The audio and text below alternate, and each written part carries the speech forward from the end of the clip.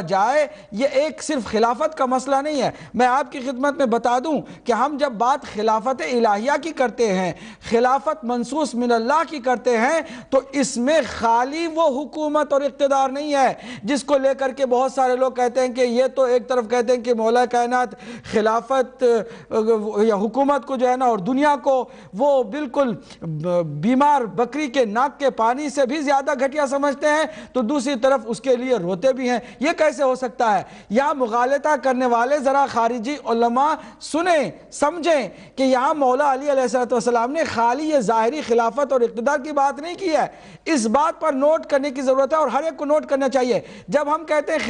خلافت منصوص من اللہ ہے تو وہ الہی خلافت کا تعلق خالی اقتدار اور حکومت سے نہیں ہے، اس کا ایک حصہ یہ ہے، اور جس کے لیے خوبصورت بات جو آخر میں مولا علی نے فرمائی، جس کی آپ نے وضاحت سنی ابھی، کہ اس کا ایک فائدہ یہ ہے کہ حکومت اگر ہاتھ میں ہوتی ہے معصوم کے، تو ہر ظالم کو کبھی بھی موقع نہیں ملے گا کہ وہ کسی پر ظلم کرے، اور ہر مظلوم کو اس کا حق ملتا رہے گا، کبھی وہ مظلوم نہیں رہے گا، نہ ظالم رہ پائے گا نہ مظلوم کوئی بنے گا۔ یہ اس کا ادنا سا فائدہ ہے۔ اسی لیے مولا علی علیہ السلام نے فرمایا کہ اگر حجت مجھ پر تمام نہ ہوتی اور یہ جو حاضر ہیں یہ سارے کے سارے اصرار نہ کرتے اور اس خلافت پر اصرار چاروں طرف سے نہ ہوتا، تو میں اس کو بھی اسی کے حوالے کر دیتا جو اس کا بھوکا ہے۔ تو جو حرص رکھتے ہیں دنیا کے اقتدار کی، انہوں نے اقتدار پا کر بھی جو مظالم ڈھائے ہیں، ان مظالم پر صبر کی بات ہو رہی ہے، ان ظلموں کی داستانوں پر مولا علی علیہ السلام نے اپنی مصیبت کا اظہار فرمایا ہے۔ خالی خلافت یا تخت اور حکومت تو کچھ بھی نہیں ہے۔ آپ کو معلوم ہے کہ جب اللہ کسی کو خلیفہ بناتا ہے تو حضرت آدم خلیفہ تھے، لیکن حکومت اس وقت حضرت آدم کے پاس تھی ہی نہیں۔ یہ آگے بڑھ کر ہر نبی کو اللہ نے اپنا نمائندہ بنایا، روئے زمین پر اپنا خلیفہ بنایا، تو ہر نبی کو حکومت بھی نہیں ملی ہے۔ موسیٰ کی خلافت نہیں ہوئی، حکومت نہیں ہوئی، اور فرعون حکومت کرتا رہا۔ اس کا مطلب یہ نہیں کہ حضرت موسیٰ علیہ السلام اللہ کے نمائندے نہیں ہیں یا نبی نہیں ہیں یا ان کو اللہ کی جانب سے وہ نمائندگی نہیں ملی ہے۔ یہ ساری باتیں کنفیوز کرتے ہیں یہ کہہ کے کہ خلافت اور اقتدار مولا علی چاہتے تھے یا مولا علی کا حق تھا تو وہ چھن گیا تو سارا یہ رونا اس کے لیے ہے۔ تو پھر یہ بات اگر ہے تو وہ بات کیسے صحیح ہے کہ مولا علی علیہ السلام نے دنیا کو ٹھکرایا تھا، اور زہد و تقوی کی یہ منزل تھی کہ مولا علی علیہ السلام نے دنیا کو مجموعی طور پر ایک بیمار بکری کے ناک سے ٹپکتے ہوئے گندے پانی سے بھی زیادہ بے وقت اور بے قیمت قرار دیا تھا۔ تو یہاں پر بات صرف یہی ہے کہ آپ لوگ اس بات کو سمجھا کریں۔ حرص کی جہاں تک بات ہے، جو لالچ جن کا حق نہیں تھا وہ کریں گے تو وہ حریص ہوں گے اور روز قیامت ندامت ہوگی، جس کی طرف رسول اسلام نے بھی اشارہ فرمایا ہے اور وارن کیا ہے۔ ہم نے اس سے پہلے بھی کچھ حدیثیں پڑھی تھی، ایک حدیث کو آج صحیح بخاری سے سناؤں گا، پھر مزید باتیں انشاءاللہ مولانا سے سنیں گے۔ صحیح بخاری کی کتاب ہے کتاب الاحکام، میں اپنے کمپیوٹر سے دکھا رہا ہوں، آپ اسے دیکھیں۔ کتاب الاحکام کو میں نے اسکین کیا من ان ایز اٹ از۔ کتاب الاحکام 94 وہ ہے، صفحہ نمبر 376 ہے۔ اس میں ایک باب ہے، باب ما یکرہ من الحرص علی الامارہ۔ اس باب کا نام خود جو ہے بتا رہا ہے کہ حضور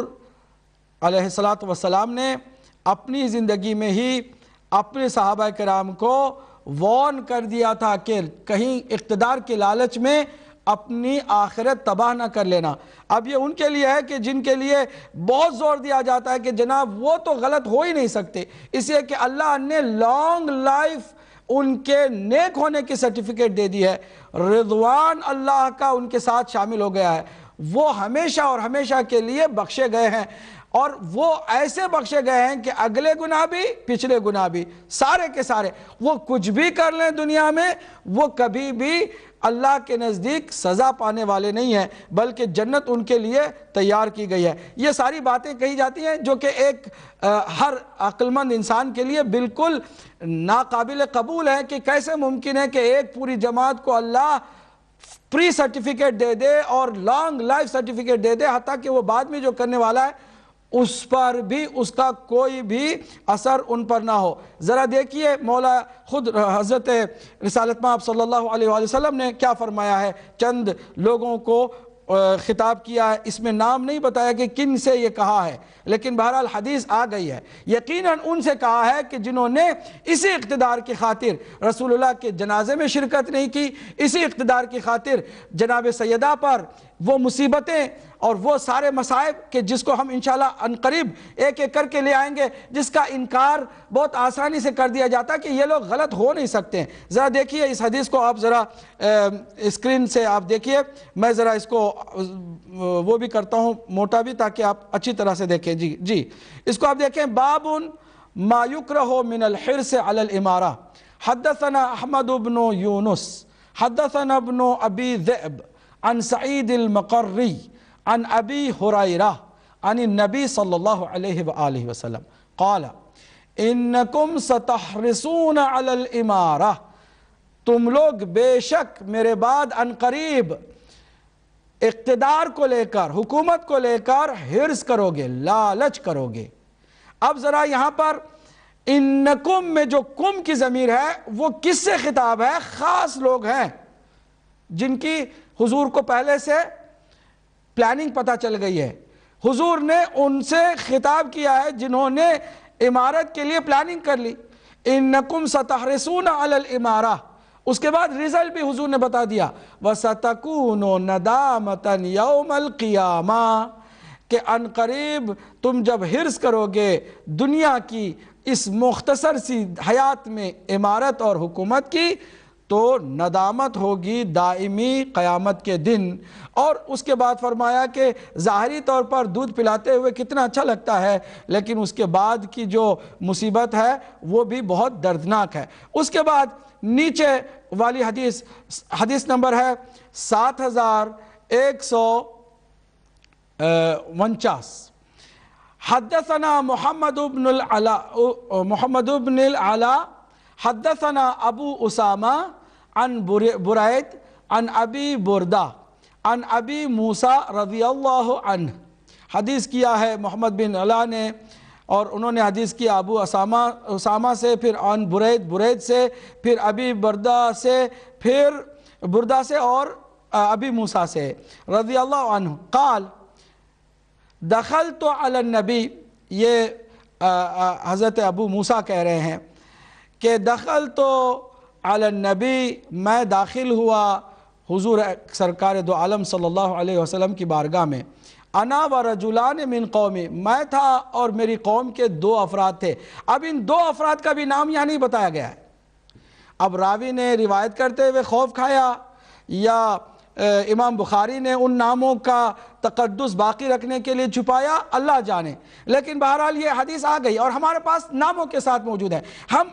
عادی نہیں ہے کہ ہماری اپنی باتوں کو ہماری کتابوں سے پڑھ کے سنائیں، کیونکہ جب ہم سناتے ہیں تو پہلے ہی یہ کہہ کے کہ یہ شیعہ اپنی کتابوں کا ہی حوالہ دے رہے ہیں، رد کر دیتے ہیں آپ۔ اس لیے ہم ہمیشہ کوشش کرتے ہیں کہ اہل سنت کی سب سے جو معتبر ہے اسی کتاب کو آپ کے سامنے رکھیں۔